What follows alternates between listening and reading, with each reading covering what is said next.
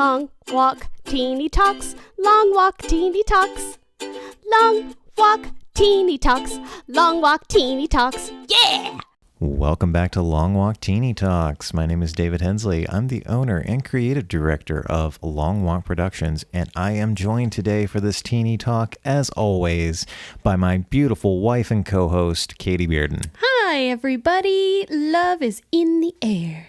Something like that, yeah. Yeah. It's almost that magical time of year. Yeah. Halloween 2. Halloween 2, the Halloweening. That's what Katie and I think of it as anyway. We have been together 8 years now, and we've never actually celebrated a Valentine's Day. Yeah. We watch horror movies instead. Mm-hmm. Remember the first time that we were together on a Valentine's Day? I was like, I don't celebrate this holiday. I don't want anything. And you were like, is this a lady trick?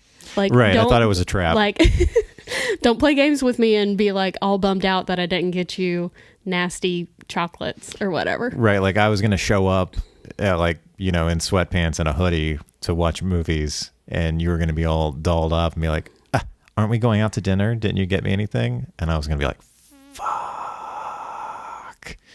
But no, we always spend February the 14th watching horror movies. With that, but not everybody does. A lot of people, choose to, keep Valentine's Day as the tradition to tell one another that they like each other's faces. So and their personalities are probably great.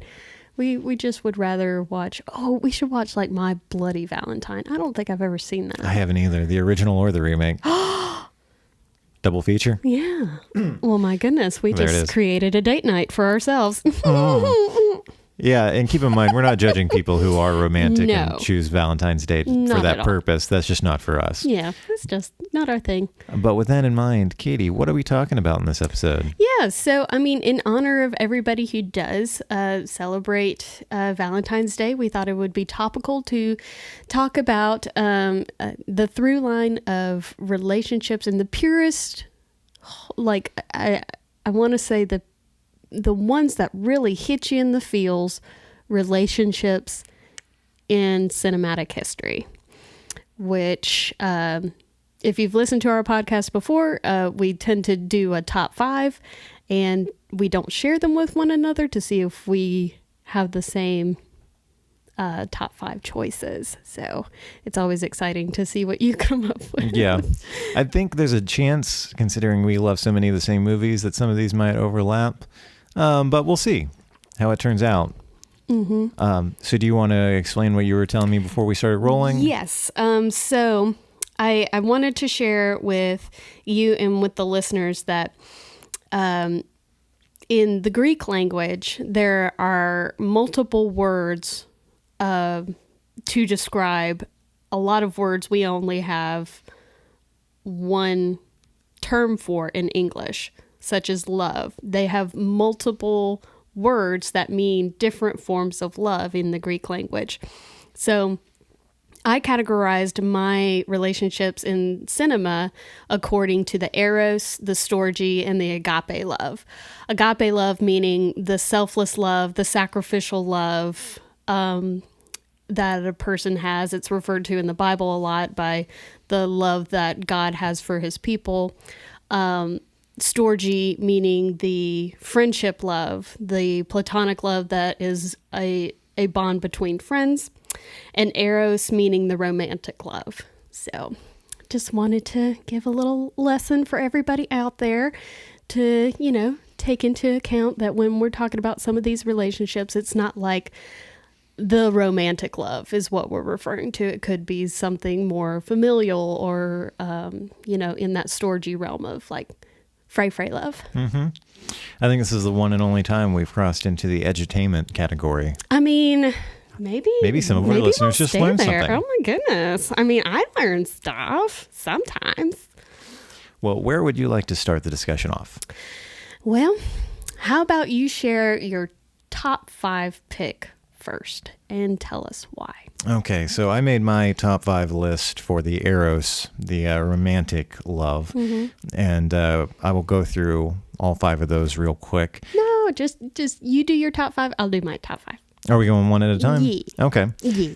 All right, so I broke the rules a little bit on this number 5 one because I was trying to think of like, God, what was the last like romantic relationship I saw in fiction that actually grabbed me? And I couldn't think of a whole lot in recent memory. Like everything on this list is pretty old. So this is actually from a TV show. Okay. And not a movie. Still, would you like to break every rule of the prompt? No, not this time. You want to talk about something completely different? Can we? No. I'm almost ashamed of this one. Why? Because in 2020, I binge watched a lot of shows. Well, yeah, we all did. And the last time I found myself getting way too invested in a fictional couple was Bruce and Selena on Gotham. Okay. Here I am, a 34-year-old man watching a TV show about proto-Batman and Gotham City, finding myself like, will they or won't they with these 2 teenagers? And I was like, I'm a 17-year-old fucking girl. What is happening to me? I don't think that's anything to be ashamed of. That's just good storytelling. Like, that's you being invested in characters. That's them doing their job and making you care. Yeah. Yeah, so don't be ashamed of it. Well, thank you. So yeah, that's my number 5 pick, Bruce and Selena on Gotham. That's very good. Mostly because it was like that young love of like, I don't know if I like like you. Yeah. Check yes, no, or maybe. It was strangely endearing. Aw. Did you sympathize with Bruce or like empathize with him at all? Like, talking to girls is hard. It is. Make it difficult. I mean, especially when your parents have just been murdered and you're on the path to becoming a future crime fighter. Right? We're just trying to push through some stuff. And the person that you're in love with is a teenage jewel thief. Yeah. I mean, problems that we can all relate to. We all have our baggage we just carry it right into the next relationship. So we just have to figure out if it's worth it. Figure it out. Figure it out. Okay. My 5 slot, that sounded weird when I said that. My 5th slot is Valerie and Ruth from V for Vendetta. Oh, that is a great fucking choice. Wow, I did not think about that. It's so we don't even get to truly know them, but we don't need to. Like that whole monologue that she has in V for Vendetta about like how gorgeous is it to have the line, I knew I only wanted to kiss her lips for like the rest of time, for as long as I'm alive. That's so beautiful. I know I'm paraphrasing that, but like that whole monologue that she has is just so gut-wrenching. And then at the end, she's like, but at least I had 3 years. At least I had these 3 years with the person that I picked. Like, oh God, so good. So that's definitely the Eros love. I would love to say, like, and a little of the agape love. Like, I know they didn't have the choice to be taken and like treated like animals, but you know, there was still like a sacrificial kind of like, no, I'm going to still continue to love who I choose to love. You know, nice. Very sweet. It is. That is a great choice. Yeah. Very nice. Okay. Number 4. My number 4 is pretty stereotypical in terms of movie romances. It's Buttercup and Wesley from The Princess Bride. Yes. I mean, it doesn't get any more storybook romance than that. It's true. It's so true. Yeah, that's kind of a softball answer, but it was one of the first ones I thought of. And it's one of the first introductions that isn't a cartoon to kids about what love is. You know what I mean? Like a lot of the Disney cartoons are very like, she's a princess and off she goes to Tweedledee and sing in the forest and there's a prince and oh my goodness, there's the big bad and now we're all happy and whatever. So that was all the Disney movies in one 30-second clip. But The Princess Bride is so pure and like wholesome. Yeah, and just it like, really is. such a beautiful story. I agree with you. It's a very good one. My number 4 is Satine and Christian from Moulin Rouge. Yeah, that is another great choice. I love it. Another relationship that's very Eros, like very physically, romantically driven, and just heartbreaking when she dies. You know, like, oh, spoiler. I mean, if you haven't seen Moulin Rouge, it's been decades. Go see it. It's a 21-year-old movie. Well, that makes me feel old. But like, we would just, in college, we would watch Moulin Rouge and just like fawn over their relationship and just like, oh, it's just, they're in the arts and they're just so beautiful together and they don't care if they have any money, and it's just, it's so surface level, you know, to think of now. But like the fact that there was a concealed like secret and we got to be on the secret as the audience, and then poor bumbling Christian, he's just like a dog, you know, just like a little puppy face.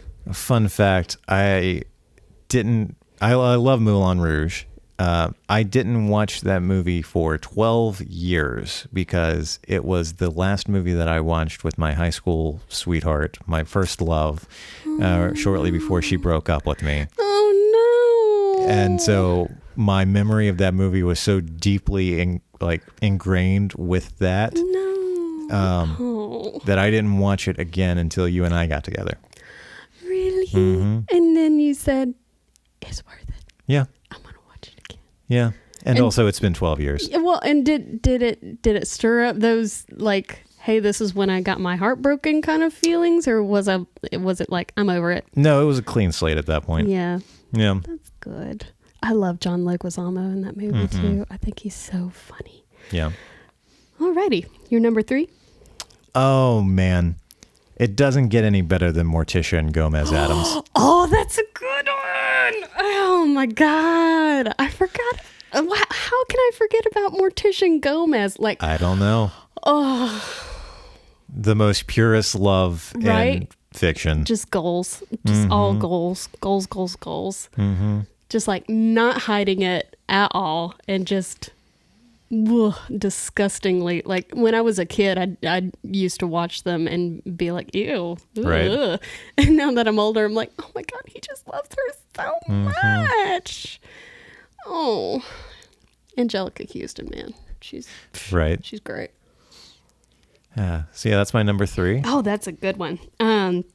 So my number 3, because I had to follow my own prompt and try to find relationships in cinema that weren't just romantic, like two people relationships, I should say. So for my number 3 is, I actually had to look up the character name because when we watched this movie, I don't think they ever said their names, but Lee Abbott's love for his family in A Quiet Place. Oh, yeah. Like, you know, daddy-daughter stuff gets me hardcore. Yes. Hardcore in any movie. Like, it could be the worst movie on this planet, and if there's a daddy-daughter story in there, every single time, it will make me just weep. And I think John Krasinski has one of the most poignant performances in A Quiet Place, because of the love he has for his family, to keep them safe first and foremost, and to, you know, normalize life for them as best they know how. And of course that agape love at the end, when it's just like, when he signs to her, I'm getting teared up just thinking about it. Yeah. When we saw this in the theater and he signed to his daughter, I love you, I always have. I thought you were just going to melt into a puddle next to me. Oh, you're going to start crying right now. I am. Now, A Quiet Place is only a few years old, so I really hope we didn't spoil that one for you. But still, I mean, honestly, it's worth the watch.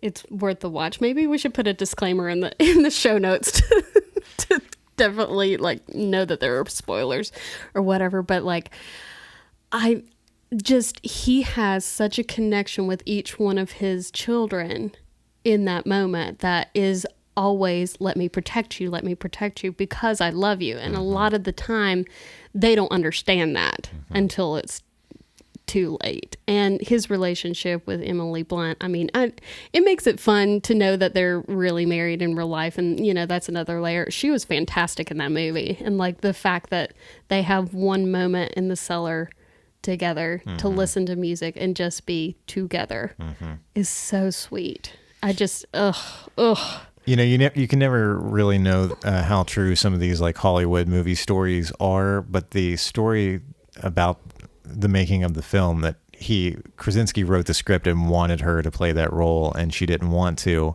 until he asked her to read it and give him notes, and then she read it and was like, no, I have to play this. Yeah. I love that. I mean, it's a great movie, and I hate that it didn't get more nominations. I needed it to have more recognition, and I need the stigma of horror movies to get out of the awards circuit and how they can be just as great as any other film. That's a tale for another time. Yeah. Okay, number 2.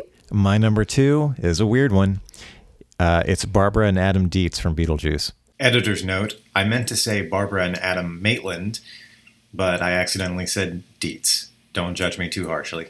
Back to the episode. Oh, yeah. I don't think that's weird. I love that too. Right? Aww. What a great couple. I mean, they were great. They just wanted a staycation. Yeah. That's all they wanted was 2 weeks at home. Yeah. And they died on day 1. And then technically they got a staycation for all of eternity after that. Yeah, that's good. So why their relationship? What is it about them? It's just so pure. They just love each other so much, even in death. Like, they're inseparable. And I don't know. It just, you know, they're not just husband and wife. They're also best friends with each other. They don't have kids, but the relationship that they form with Lydia is so sweet and pure. I don't know. It's always stuck with me. Yeah. And it's a good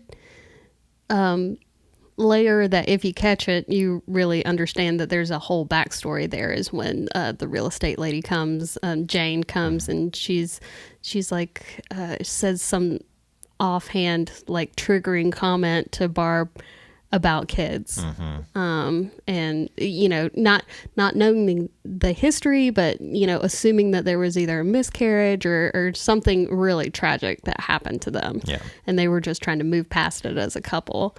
Yeah, good stuff. Oh, that's a good one too. Okay, my number 2 is Brunhilde and Django. Oh man. Brunhilde and Django. Shit, that's a good one. Yes. Oh my god. Like just I think it's the montage of them running. That's just so like noticeably freaking out that they're running away and that they will be punished, and they will both be punished. But you know, their bond of love to one another and their commitment to one another, it's like, no, we got to get through this, and we got to get through it together. And you know, just how much it moves Christoph Waltz's character to go get her, like to put away what is making him money in order to reunite these two people. Yeah, that's a great love story. Yes, it is. Fuck, I'm mad I didn't. And I mean, we don't get to see a lot of them interacting, like, but just whenever she's peppered in, like her in that yellow dress, walking, like when they're riding to Candyland, and Django sees an image of her just walking alongside the caravan going to Candyland in that yellow dress, like him, it's just so beautiful. And her like finally seeing him for the first time and pouring out that cup of water, it's just so good. It's so good. I love that. I do too. Wow. Yeah. I'm mad I didn't think of that. Yeah. Very nice. It's good. All right. So for my number one, there's no way it could be anything other than Han and Leia in Star Wars. For me personally, yeah. That's a good one. Right? I love you. I know. Yeah. Yeah. I don't have much to say about it beyond that. I mean, even in the sequels, it's just has been a clear rift in between them because of their son and everything that's gone on between them. But they still, just with one look, their performances are so good. Just because we've already heard the story of "I love you, I know," and it's still very evident, just in the way that they look at each other in their older years. Sorry, I've got a burp. Shout out to Main Street Bottle Shop across the street here from the Long Walk Studio, providing me a hard cider, which is making me have the bubble guts. Hashtag not sponsored. So my number one, and probably the most pure relationship I have ever, the most committed, the most just selfless relationship in cinema is Samwise Gamgee and Frodo Baggins. I have, it's very one-sided. Don't get me wrong. Frodo is a jerk a lot of the time, but he's a jerk because of the ring. Yeah. Right? Yeah, that's those. The last time we watched it, I think it might still be on Hulu, but the last time we watched it, when Sam looks at Frodo and he says, "Don't you leave him, Samwise Gamgee." And I don't mean to. And then you're going to make yourself cry again. It's so good. It's so good. It's the Storgy love, and there are many, many schools of thought out there that they might have a homosexual relationship, or maybe, there's just so many different fan theories out there that I don't discredit at all, because I feel like, there are elements of their relationship that could be a romantic love. But to me, this is the Storgy, I've made a promise, you are my friend, you will always be my friend, we have to complete this together. And it's just, to me, it is one of the most well depicted relationships between two humans, or I guess two hobbits in this case, that just finally reach the end goal together, and then go off and just are satisfied with whatever their life paths are. Sam goes back and marries Rosie, and Frodo goes with the elves and Gandalf, and it's everything is very satisfying at the end of their story, which is just, to me, just so heartwarming and so good. Well, that's the perfect segue for me, because I'm going to turn my phone around and show you my list now, right there at the top in bold, with Sam and Frodo. So this segues into, I made a list of bromances. Oh, okay. So this is like your honorable mentions, but no, this is a subcategory of just bromances. Yeah, I have one honorable mention that I'll talk about before we wrap up. But like you were saying about fans are always wanting to say Sam was so gay for Frodo, or Sam and Frodo were gay together.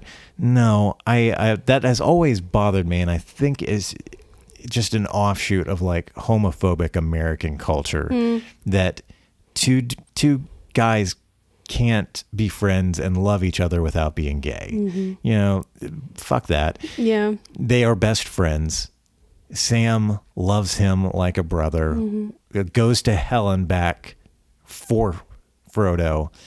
I mean, that's friendship. That's love between two friends, and which segues right into my next one, because there's a beautiful line, one of my favorite lines from Once Upon a Time in Hollywood, which has gotten a lot of talk on this network over the last couple of weeks because of our Tarantino coverage and wrapping that up.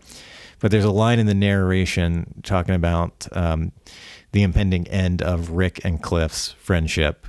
That's like when somebody is more than a brother but less than a wife.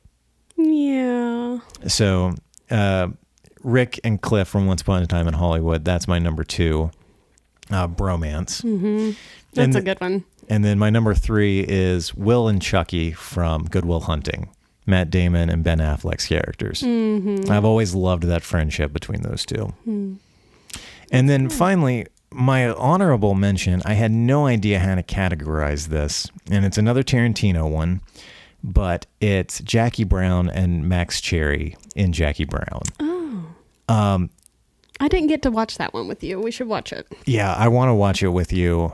I'll never turn down an opportunity to watch it. Their relationship is only like beginning to bloom by the end of the film. And it doesn't get a chance to really work out. Spoilers, sorry. But it's got elements of that best friend relationship. It's got romantic elements. And it's got that selfless helping each other for the sake of helping each other element to it that I've always loved. Pam Grier and Robert Forster are so fucking good in those roles. That's another one that's always stuck with me. So yeah, that's my whole list. Yeah. And if you haven't listened to the Long Walk Talks podcast episode on Jackie Brown, where can they find that? YouTube? Yes, you can find that on our Long Walk Podcast YouTube channel, which is linked in the show notes. Mm-hmm. That was one of my favorite episodes of last year. Definitely check that one out. Mm-hmm. A lot of good people, a lot of strong talent, a lot of opinions. Yes. I almost needed a part 2. Good stuff. Yeah. So, Katie, if people want to reach out to you online or follow you online, where can they do that at? You can follow me on Instagram at KTB Won't Stop Believin'. All right. And you can also find me on Instagram at DB Hensley. If you'd like to know more about Long Walk Productions, you can visit us online at longwalk.us. And to see some more of our original content, you can follow the link to our YouTube channel in the show notes. And you can keep up with us on Facebook by going to facebook.com/longwalkpro. For more of episodes of this podcast, there is a link to the Long Walk Podcast channel in the show notes. Where you can find a backlog of our older episodes. And you can also keep up with us on Facebook by searching for Long Walk Podcasts. And if you enjoy this show, please make sure to leave us a rating and a review on whatever platform you are listening on. I love you, David. I love you too. Stay teeny.